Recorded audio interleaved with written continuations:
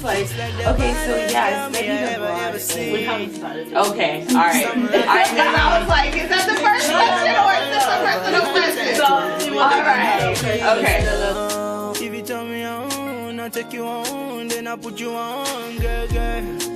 Feel me now, the thing that you want, I got it on, girl, girl. See me falling, fall from my sky, panties are dropping, throwing the towel. She's a professional. I think I'm lost in the love life. We came strong together.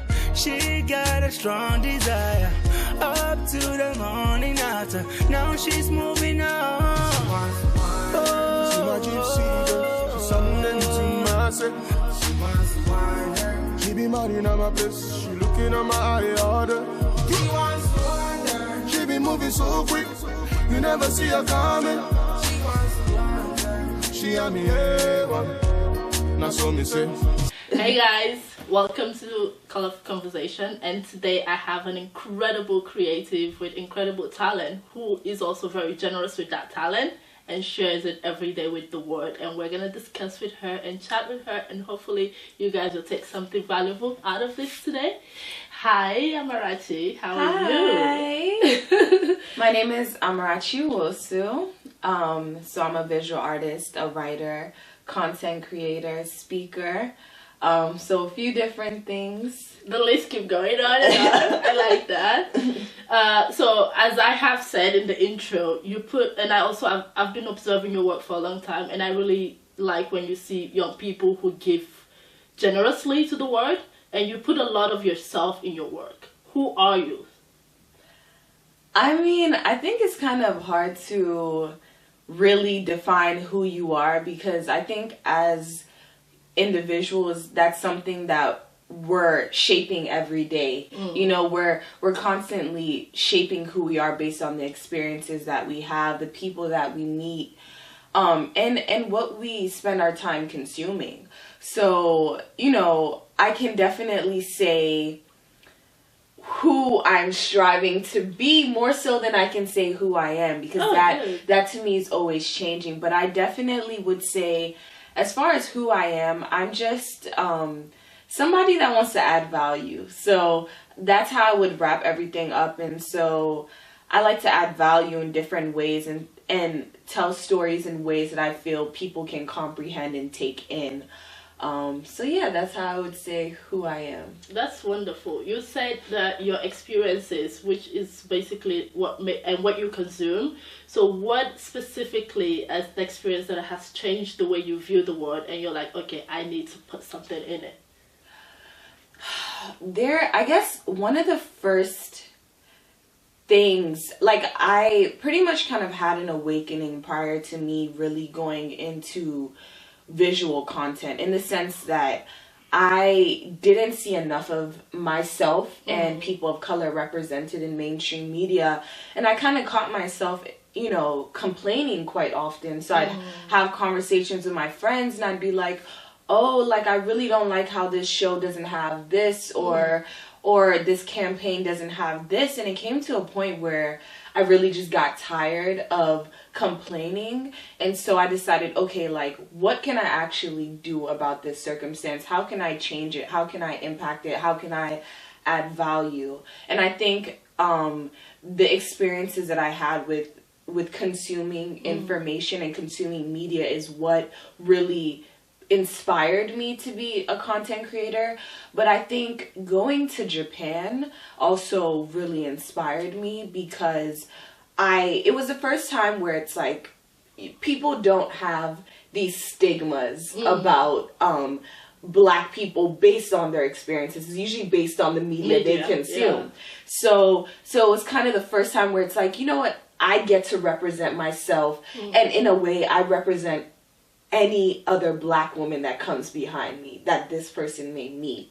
And so through that experience, I realized, you know, the power I have within myself to shape change that I want to see. So I would say, you know, traveling and just being exposed to media has, you know, allowed me to see things differently. That's beautiful. I remember there are a lot of your work, so I love your favorite field. Thank you so much. I'm fangirl right now, but that's okay. That's allowed. Thank you. So one work that struck me as also a Nigerian diaspora was the work you did in Nigeria. The Formalists? Yeah. Yes. So I shot a fashion editorial with a stylist called Daniel Obasi. Daniel's a really amazing The creative. images are incredible. Thank you so much. And I think just like going back to experiences, like Daniel has a unique experience in Nigeria, shaping his own subculture within a very traditional culture. And that's something me and kind of Daniel had in common, of kind of being the outliers and trying to push change. And so we came together and I was like, I really want to shoot 2 people in this, and ideally a boy and a girl. And so then he casted the models, and like we kind of went through different people together, and I was like, these are the perfect models to represent this story. And I really wanted to use a natural landscape, because I think a lot of people don't see beauty in West Africa. People don't see images of beauty. So I wanted to show that, it's not just about the beauty of the people, but the beauty of their surrounding.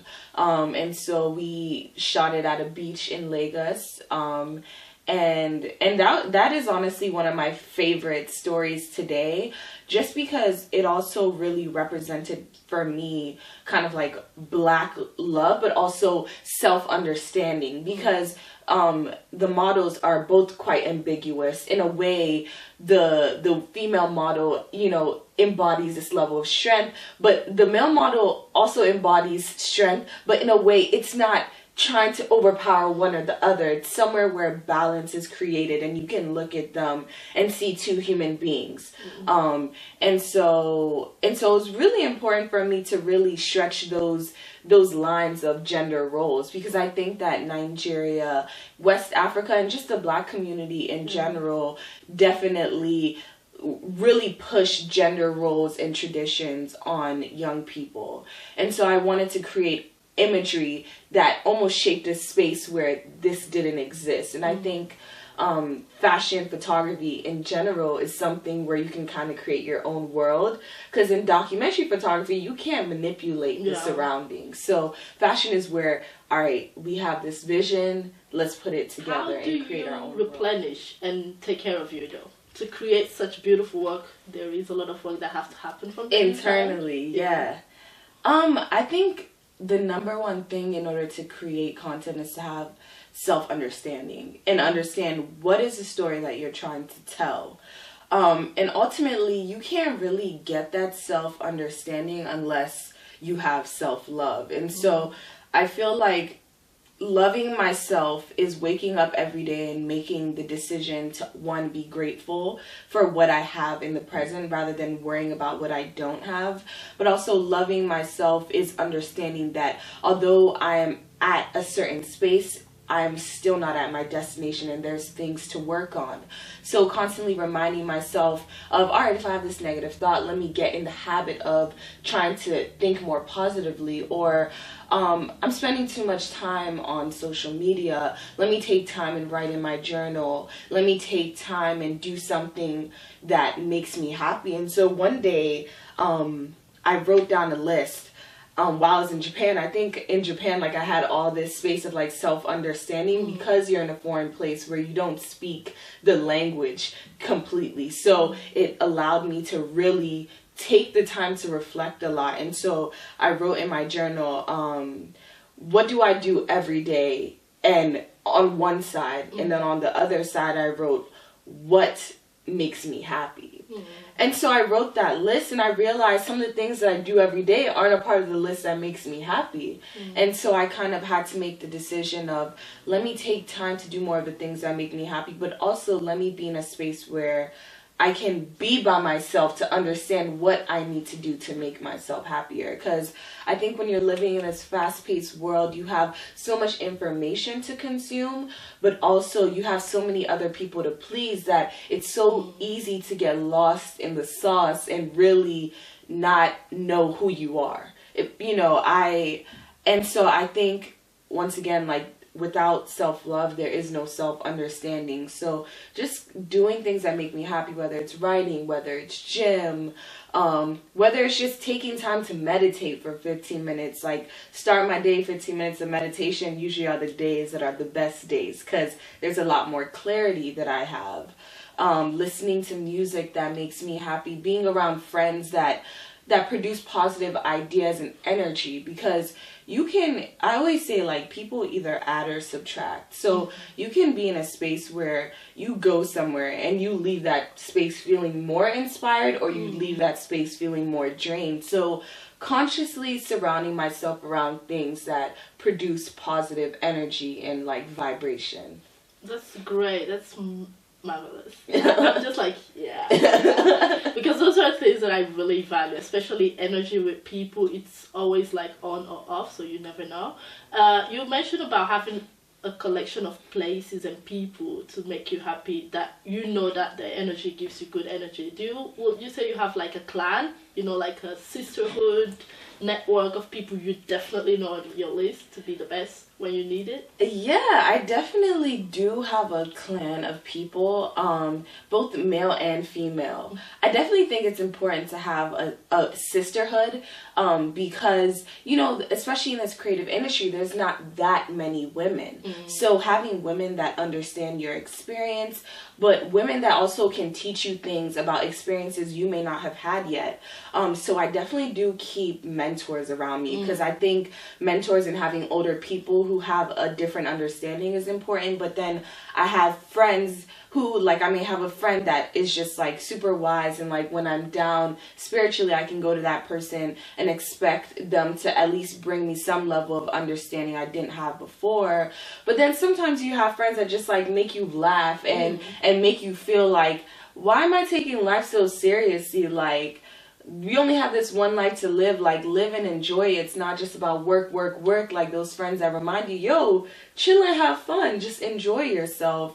But then I have like my older sister who I can't, even though she's a lawyer and she's into like beauty and hair, I still go to her on a personal level. And although she may not understand the exact circumstance, she can still share her take on what is occurring in my life. So having sisterhood, but then sometimes I have my guy friends who kind of bring a different perspective, and, you know, they're a part of the clan too. You know, growing up, I was definitely a tomboy. So I would say, most of my life I've had more male friends than female friends. And then, there came a point in my life where I kind of saw the value of having strong women around you, you know, and that they were able to bring a different perspective. So yes, who you surround yourself around is essentially what you become, consciously or subconsciously. So I am super keen on letting people know that if you're in a space where value is not being added, and value, you know, comes in so many forms. Value to some people is financial, value spiritual, value can go down so many different lines. So it's like, whatever way, you know, value can be added, make sure that you're spending your time wisely. That is beautiful. You're like a bubble of knowledge and wisdom, and I can already tell before even meeting you. You mentioned mentors. Do you have someone you mentor? Yeah, I mentor a lot of people, actually. I mean, but the thing is that mentorship to me, like, in a way, like, you can mentor someone who's like younger than you. Like, I have an intern, so in a way I mentor her on a creative and industry level. But then I have friends who come to me for guidance on certain things, and that's mentorship too. And so, but I definitely I mentor a lot of people, so I try and just really share my knowledge, because I think, like, I always say, like, I wasn't put on this earth to, you know, have these skills and this understanding for me to keep it to myself. Like, that's not doing myself justice. My name in Igbo means God's blessing, so I always try and find ways to be a blessing on this earth. And I think that the legacy you leave is what you leave here on this earth. So whether it be my words or my art or my presence, I want to leave something. And in order to leave something, you have to give something out, you know? So, and I would say sometimes even the people that read my tweets could be my mentees, because, you know, I guess like, I didn't realize, you know, that fire on Twitter. Oh, thank you.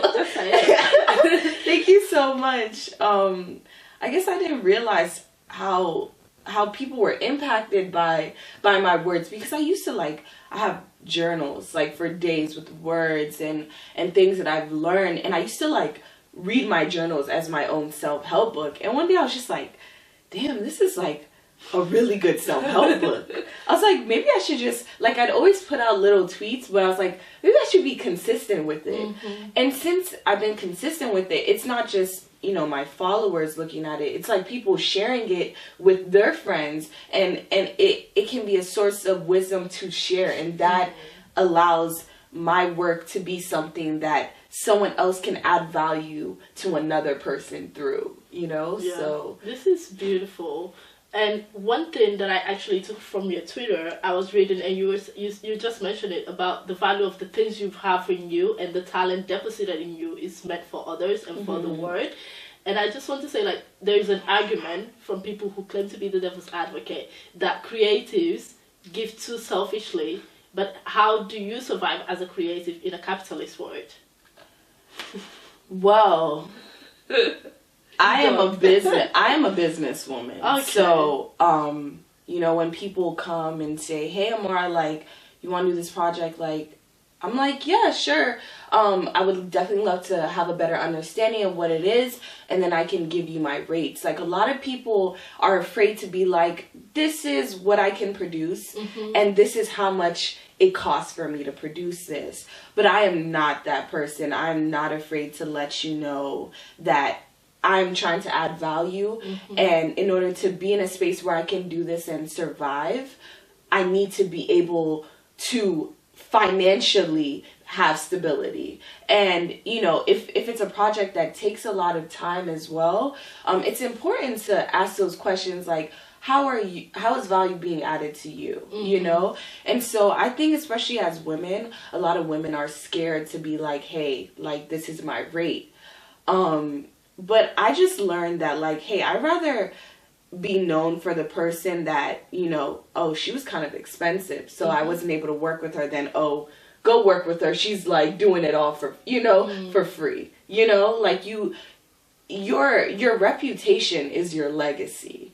And so it's important that you project how you value your own self to other people. I know I do good work, and I know that when I commit myself to something, I'm putting my all into it to create something that has a long-term value. So I'm able to project that out and let them know. That's incredible, because it's there's a thin balance between creative finding the voice to say that. To say, you see my work, you love it, then how are you gonna, how can I survive, you know? Yeah. It's simple things. How can I pay my rent? Exactly.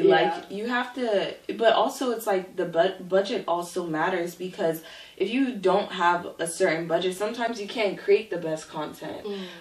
If an artist comes to me and is like, hey, can you direct a video for me? And, you know, it's going to be guerrilla in the sense that all right, you don't have a budget. It's just going to be me filming, but where's the producer? Where's the stylist? Where's the groomer? You know, where is the PA, the personal assistant? How can we make this run smoothly, but to the highest level? You get what you pay for a lot of the times. So if you're not in a space to you know, be able to pay for something, then it's always good to work with people who are coming up with you. But I think once you get to a level of establishment within your work, and the spaces that not only produce your work, but the spaces that have confirmed the value in your work, you have to be able to boss up, and be like, hey, this is what I deserve, and I know I deserve. Boss up. That is literally, I would say this time and time again, boss up, okay? I totally agree with you. I totally agree. Boss up, yeah. People approach you for crazy things, and then you're like, okay, thank you. Yeah. Yeah, so you said something about Nigeria, and I noticed that this is totally happened accidentally, that we happen to be Nigerians, about the images that we show people. For example, there are a lot of people who don't know what it means to Africa, what our traditions are, what our cultures are, or there is a monolith story about that. Like, what you do with your work, you don't live in Nigeria, but you still put that out there. How do you get inspired and not tired of traveling and taking those images? What are they to you, like creating that into space? I mean, I'm definitely all about like shaping new narratives and really expanding the Nigerian narrative, because growing up I didn't see a lot of imagery coming out of Nigeria.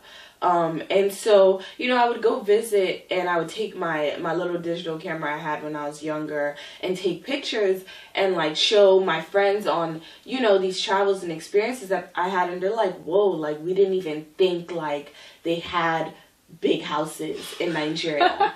And it's like growing up in America, like what's supposed to be like one of the most civilized and educated spaces in the world, yet they don't have enough content to really educate themselves on what is happening in West Africa.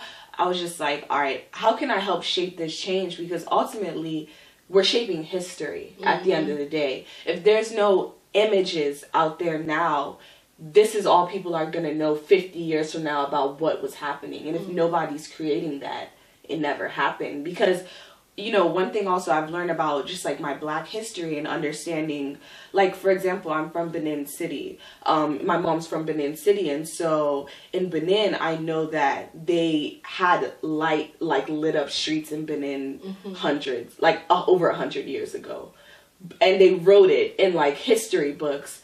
But because it was only written from the European perspective, only the Europeans could write it how they want. And if you think about just literature in general, so much of our literature, so much of our understanding about just us as humans mentally, spiritually sometimes, has come from a white male perspective. Yeah. And so, you know, I thought the only way I'm gonna, like I said, shape that change is if I put myself in this space to change it. And so I actively put, you know, Nigerian content in a lot of spaces that you don't usually see Nigerian content. Not just, you know, I work with platforms that are dedicated to African content, but in a lot of cases I want to put African content in platforms that are not dedicated, because those are the people that are going to get exposed, you know, sometimes for the first time. Yeah. And, you know, I had friends, for example, when I shot Waffles and Cream in Lagos, which is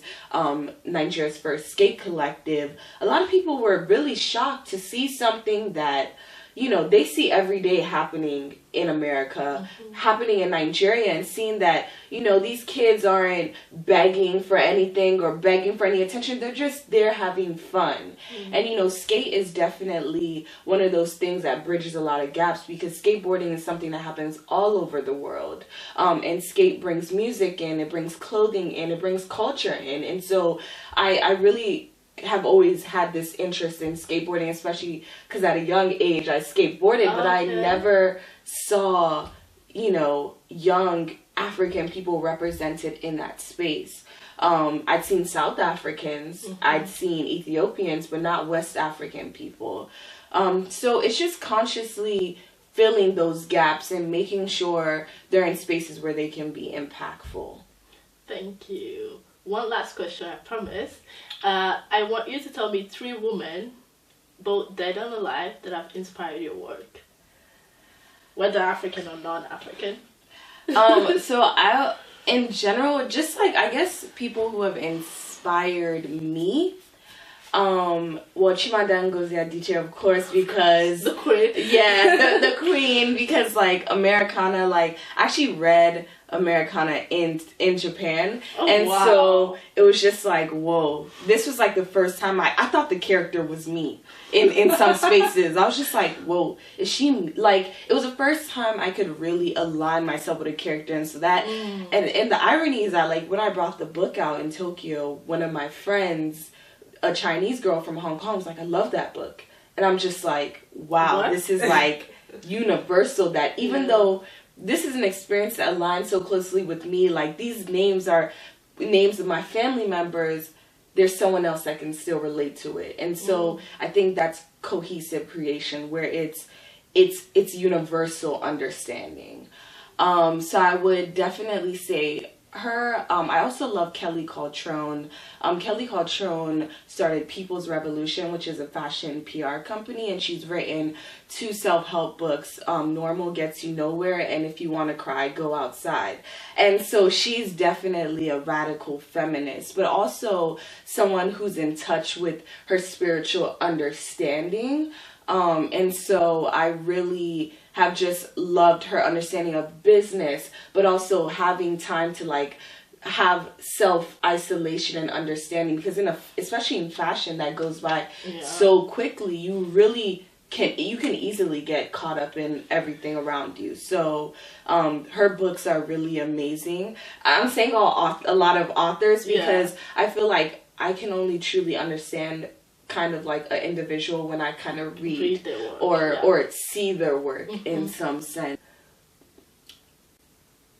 I would say Michelle Obama would be my next inspiration, because she's somebody that had to be in a space where a lot of people didn't want to see her there, and had to take a lot of verbal abuse, but she still kept her composure. She still knew her value, and even though people, some people spread hate to her, she spread love back to them. She's so good. Exactly. And I think it takes a lot of strength to be somewhere you didn't necessarily ask for. It was her husband's job to be president of the United States, but she still went into her position as first lady and did it so gracefully, and inspired a lot of Black women in America, especially African American women, who haven't seen a lot of role models to that degree, and so she spoke up about different issues, even though she was in a space people didn't want her to do that.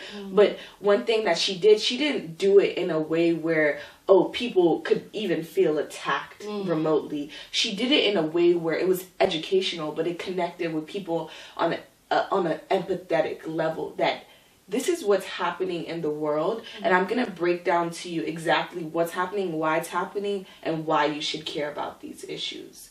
And so I think you have to be articulate enough, but also understanding enough of so many different perspectives to shape content that can reach people all over the world who may not even share the experience of what you're talking about. Yeah, that's incredible. Where would people find you? Like, you're on Twitter, you're everywhere. Yes, you can find me on Twitter at Amara Worldwide, spelled AMARA, and then Worldwide, and you can find me on Instagram there as well. I also have a Facebook where I share some of my content. But ultimately, my Twitter is where I share a lot of my words, and my Instagram is where I share a lot of my images and words. And then I do have a few projects coming out this year. I have a documentary that I shot in Japan coming out, and I have a photo exhibition happening this fall in New York. So, when in New York? It's going to be September 7th through 12th, but it's going to be at the International Center of Photography. So it's going to be an outside exhibition, so anyone is going to be able to see. Okay. And it's going to be my work from Nigeria. So. Oh, wow. So definitely go check it out. I hope to catch up with you in New York. Yes. I will be in New York in September. So awesome. I hope to catch up with you again. I have to say you've added a lot of value, and we really thank you for actually being on Distinguished Diva, because you are very distinguished, very diva, very graceful. Thank you so much. Thank you so much. Thank you so much for having me, and it's just amazing that you're creating a platform for women to speak up and use their voice, but also share their knowledge. So you continue to do the amazing things that you're doing and sharing and adding your own value. Oh, I'm gonna cry. Thank you so much. Thank you very, very much. Right. Can I get a hug? Yes, of course. Your loss, my pain, slow down the way you go down. You know now me they run the whole town. King of the city cause I wear that gold crown. So give it up for bad man, better than Batman. I didn't impress these dogs and kill these cats, man. Rats, man, these other guys are rats, man. When I get on stage, all they do is clap, man. So make you join me in my Bugatti. Join me in my Bugatti.